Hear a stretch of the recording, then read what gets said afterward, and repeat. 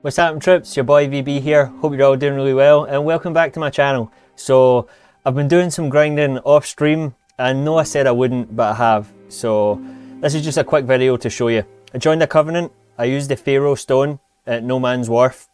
Didn't open a door, it just lit the whole place up. So a little bit disappointed there, but it was fine. I also did some more searching around the areas because I felt like I'd rushed through them quite a bit. So I found a couple of illusionary walls. Finally, messages that weren't troll messages. Also, one of the first, as we're going to see here, one of the first breakable walls, which I was super surprised at. I kept pressing X to try and open this here. But it turns out it was a breakable wall, and I got my first crystal lizard. There was one before, but it escaped from me, so yeah, this is my first crystal lizard. We've got some good items down here too. So I also went back to the undead burg looking place, met this guy who gave me his house key for one of the houses in Majula. I went down, I got the soul vessel and another couple items, which was nice. I've also watched a couple of tips videos now that I'm really invested in Dark Souls 2. I then went back to check on my Moonlight greatsword bro to see if he was going to give me his sword yet, and I noticed the door had opened behind him, and I used one of my branches of yore, I think it's called, to unpetrify this lady here. So turns out she's a necromancer. You guys probably know that already. I give her some fresh clothes as well, so we're all good on that front. Oh, pardon me. Like I said, I didn't really want to... Okay, yeah, then after that, we progressed a little bit, get into this area, got to the shaded wood with the invisible guys, and I was straight back out of there. No thank you. So then we came back to Lost Bastille, and I finally found that bonfire you guys are talking about on stream, which then led to the blacksmith, which I was really hype about. That was awesome. Then basically I went to take on this other pursuer.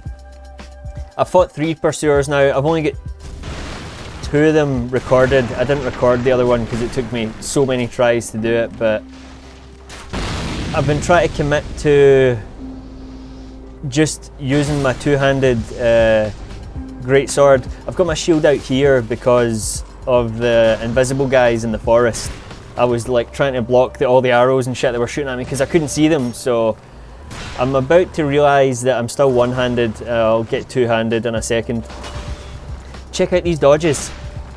You can tell I've been grinding a lot because my health is super low as well. But yeah, I'm just committing to getting better at dodging, dodge rolling out the way, which we can see I'm actually improving on, which I'm super happy about. Last night's stream against the Last Sinner really put things into perspective. I need to get better. And there, finally, 2 hits right at the end. I almost did that with no hits at all, man. So I was really proud of that.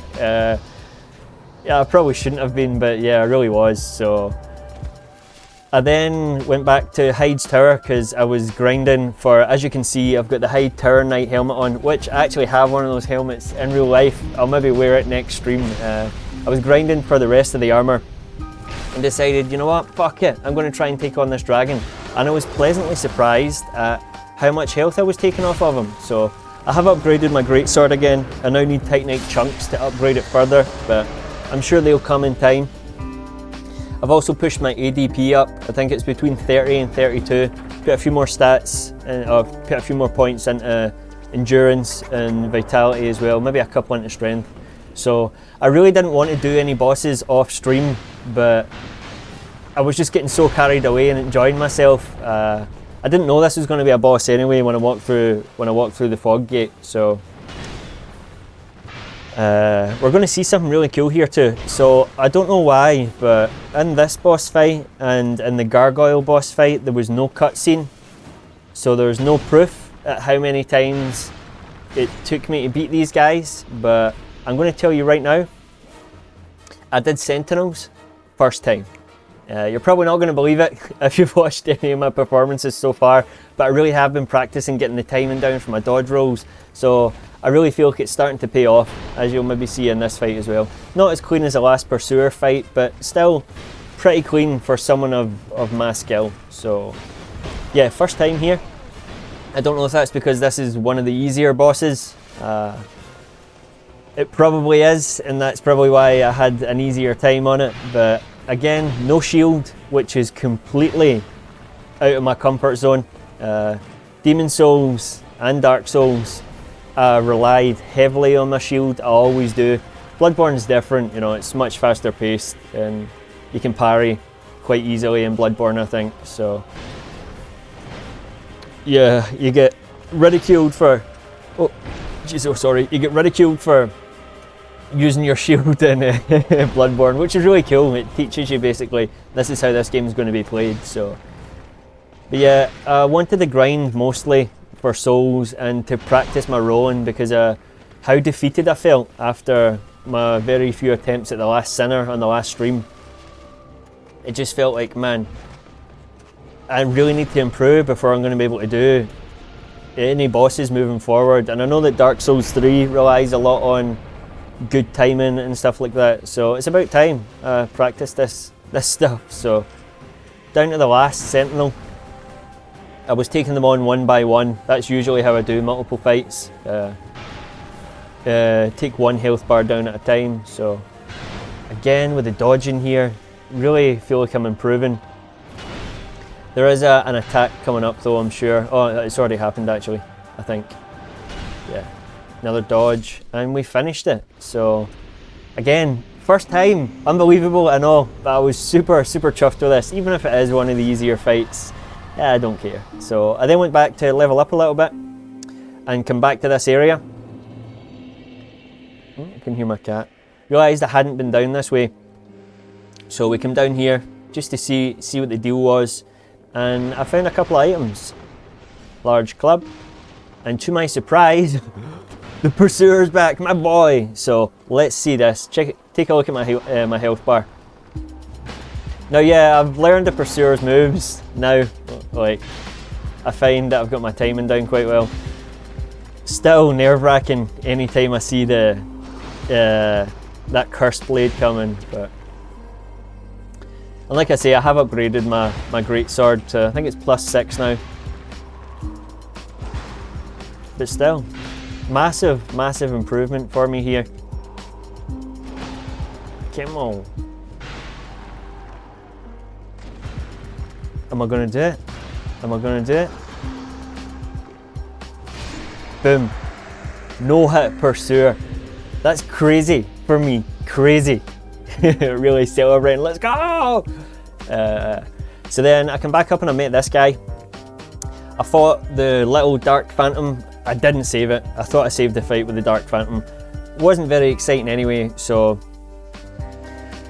I pulled the lever and it opened this gate here. So I knew what this boss fight was going to be because of tips videos that I'd watched. Basically, I watched a fight of the last Sinner, and the fight I watched, the room was all illuminated. I was like, how the hell has that happened? When I was fighting her, the room was like pitch black. So I heard that you need to fight the gargoyles, and then you get a key or something.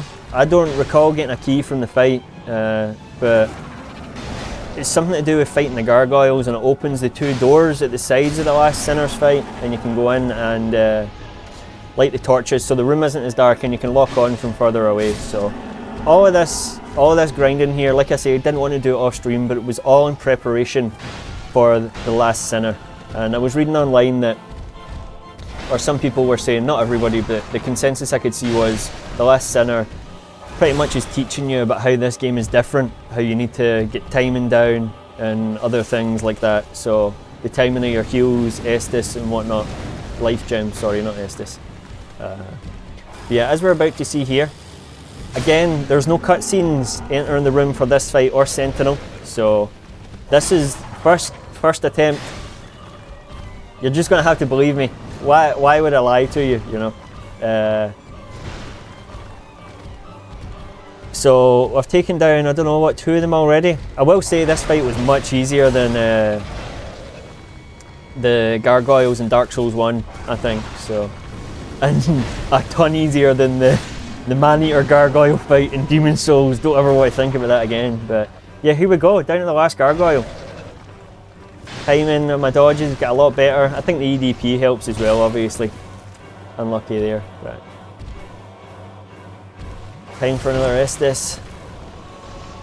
And a couple of swings, baby, and we're done. So yeah, that's pretty much everything I've done off stream. I just wanted to give you guys an update on it, but yeah, I feel like I've improved quite a bit, and this was all in preparation for the last Sinner. So yeah, thank you if you watched this, guys, and hopefully I'll see you again in the next stream. That's going to do for now. Take care, and I'll see you again soon. Bye.